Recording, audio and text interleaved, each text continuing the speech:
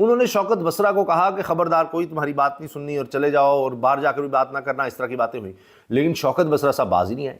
انہوں نے آ کر وہ پریس کانفرنس کی ہے، وہ دھواں دار پریس کانفرنس کی ہے کہ اوف.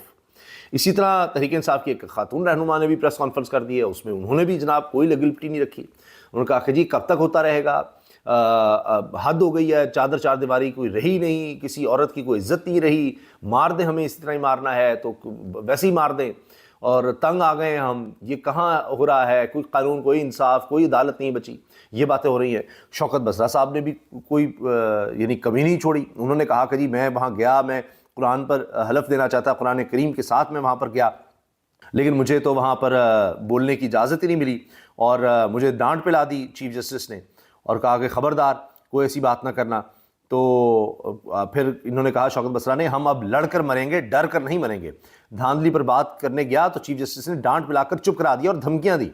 یہ اب انہوں نے شوکت بصرہ نے بڑی دھواں دار یہ پریس کانفرنس کی ہے اور اس میں ساری باتیں انہوں نے اس طرح کی ہیں. تو یہ عمران خان صاحب کی ڈائریکشنز نظر آ رہی ہیں کہ جی کسی سے ڈرنا، خوفزدہ نہیں ہونا، اور بالکل جو بات ہے واضح طور پر دو ٹوک کر رہی ہیں. شوکت بصرہ صاحب اسی پر آ گئے ہیں، دیگر لوگ بھی آ رہے ہیں، اور جو نہیں ہیں ان کے بارے میں وہی میں نے آپ سے عرض کیا کہ آنے والے دنوں میں پتہ چل جائے گا. اور کیونکہ تحریک انصاف کے بارے میں اب یہ سب کہتے ہیں جی سب سے زیادہ مقبول جماعت ہے، اور ان کو تو کہتے ہیں جی ان کا ٹکٹ نہیں ملے گا، سب سے زیادہ ٹکٹ لینے والے لائن میں تحریک انصاف کے لیے لگے ہوئے تھے. تو وہ قصہ بھی نظر آتا ہے. اب شوکت بصرہ صاحب نے کہا کہ جی اگر یہ لوگ سچے ہیں، اس میں انہوں نے چیف جسٹس کو کہہ دیا، الیکشن کمشنر کو کہہ دیا اور اس کو کہہ دیا، تو پھر قرآن پاک پر حلف دے دیں. کہا کہ دھاندلی کے خلاف کیس میں بات کرنے گیا تو چیف جسٹس نے مجھے روک دیا، دوبارہ بولنا چاہا تو مجھے ڈانٹ کر چپ کروا دیا اور دھمکیاں دی گئیں. بیوروکریسی کے ذریعے انتخابات کرانے کے پیچھے چیف جسٹس پاکستان ہیں. شوکت بصرہ کا فل کورٹ کی تشکیل، فارم 45 جاری کرنے کا مطالبہ، دھاندلی کرنے والے آرز کے خلاف FIRs کے اندراج کا اعلان، سیاستدانوں اور آئینی عہدوں پر بیٹھی شخصیات سے قرآن مجید پر حلف دینے کا مطالبہ. CCTV فوٹیج میں دودھ کا دودھ پانی کا پانی ہو جائے گا.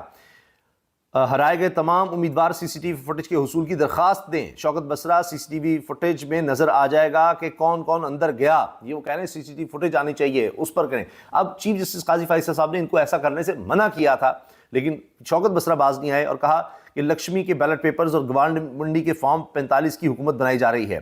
چیف جسٹس اور چیف الیکشن کمشنر حلف دیں کہ الیکشن شفاف ہوئے ہیں. میں سپریم کورٹ قرآن مجید لے کر گیا تھا، میں نے قرآن پر حلف دیا کہ دھاندلی ہوئی. کچے کے ڈاکو ڈاکہ مار کر غیرت کی وجہ سے جنگلوں میں چھپ جاتے ہیں اور پکے کے ڈاکوں نے اسلام آباد میں ڈاکہ مارا ہے، ان کو شرم حیا نہیں. PTI رہنما شوکت بصرہ نے کہا اگر ہم فل کورٹ میں اپنا مقدمہ نہ پیش کر سکے تو ہمیں جیل بھیج دیا جائے. کچے کے ڈاکو ڈاکہ مار کر غیرت کی وجہ سے جنگلوں میں چھپ جاتے ہیں. اچھا، الیکشن کمیشن بری طرح پھنس چکا ہے. تحریک انصاف نے 180 سیٹیں جیتی مگر صرف 90 دی گئیں. ہم اس دھاندلی پر فل کورٹ کا مطالبہ کرتے ہیں. ہم اب لڑ کر مریں گے، ڈر کر نہیں مریں گے. میں 10 لاکھ لوگوں کا نمائندہ ہوں. عمران خان آپ کی اور میرے بچوں کی جنگ لڑ رہا ہے. جہاں قرآن پاک کی آیات لکھی ہیں وہاں یہ فارم 47 پر حلف اٹھا رہے ہیں. وزیر اعظم اور وزیر اعلیٰ بننے والے دونوں ہارے ہوئے امیدوار ہیں.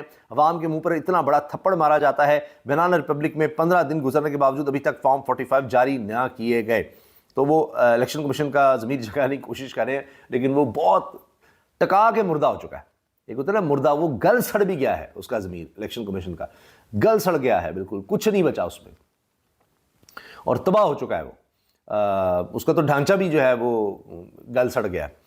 اچھا جی، مظہر برلاس صاحب لکھتے ہیں مینڈیٹ چور. آج پنجاب اسمبلی کے اجلاس میں مینڈیٹ چوری کرنے والوں کی اکثریت نے کسی شرم اور حیا کے بغیر اخلاقی پستی میں گر کر حلف اٹھایا. یہ انوکھا اجلاس تھا. جعلی مینڈیٹ والے اندر اور حقیقی عوام مینڈیٹ والے کئی ارکان باہر تھے. طاقتور جمہوریت میں فارم 45 کو نظر انداز کر کے فارم 47 کا یعنی سہارا لیا گیا. تو یہ جناب باتیں ہو رہی ہیں. اور اس کے ساتھ جناب محترمہ سماویہ طاہر نے کمشنر لیاقت علی چٹھا کے اغوا برائے بیان کا پوسٹ مارٹم کیا ہے اور بتایا کہ جی وہ دیکھیں وہ پہلے بالکل صحیح سارا کچھ ان کے ساتھ مل رہے ہیں، لوگوں کے ساتھ، نون لیگ والوں کے ساتھ، اور جو کچھ ان کو کہا جا رہا ہے وہ کر رہے ہیں. اور پھر جب انہوں نے پریس کانفرنس کی تو اس کے بعد کہا گیا ان کا ذہنی توازن خراب ہو گیا ہے. پھر اب وہ سامنے کیوں نہیں آتے؟ صرف وہ ان کا ایک مبینہ طور پر ان کا بیان کس طرح سے سامنے آ گیا ہے، یہ ساری کیا حقیقت سامنے آنی چاہیے.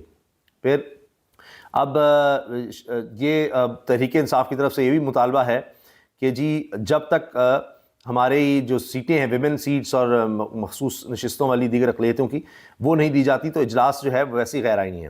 لیکن یہ میں آپ سے عرض کر دوں کہ یہ جو معاملہ MQM والا ہے، پیپلز پارٹی کا ہے، یہ ابھی آگے جا کر جوتیوں میں دال بھی بٹنی ہے اور یہ جو احتجاج ہے ان جماعتوں کا، G D A, Tehreek Insaf, Jamaat Islami اور جے یو آئی، یہ شدت بھی اختیار کرے گا. میں آپ سے عرض کر رہا ہوں بلوچستان میں پہلے اس طرح سے حالات ہیں، خیبر پختونخوا میں تحریک انصاف کی گورنمنٹ آ جائے گی.